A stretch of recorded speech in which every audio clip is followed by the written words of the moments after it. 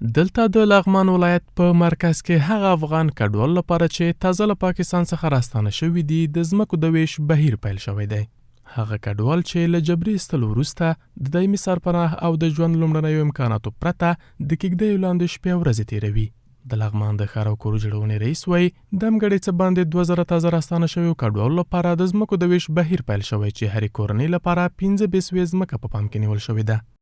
زمونږ د مهاجرینو دپاره دویم پلان افتدا ده نن ورځ انشاءالله. دغه ځمکه تقریبا 1325 جریبه ځمکه ده چې په دې کې 2200 نمرې دي. همدغه شانتې کلینیکونه، مساجد، مدرسې او همدغه شانتې د ژوند ټول سهولیات پکې برابر دي. مارکیټونه ورته مهال تازه راستانه شوي کډوالو په کاراتو د دایمي سرپناه او کاري فرصتونو پر برابرېدو ټینګار کړی دی. دوی دغه راز د اسلامي امارت او نړیوالو مرستندویو بنسټونو لخوا د بشري مرستو د پراخېدو غوښتونکي دي.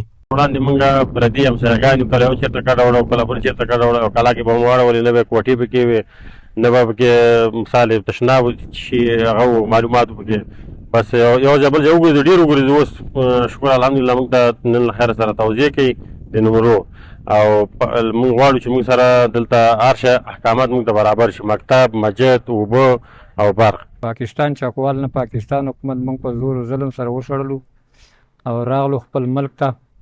نو اسلامي امارت موږ سره ډېره همکاري کړې او د موږ لاسنیوی وکړ.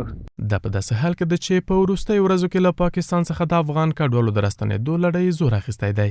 د کډوالو ستونزو ته د رسېدنې کمیسیون د معلوماتو له مخې په تېره یوه شپه ورځ کې نږدې 4000 کډوال هېواد ته راستانه شوي دي.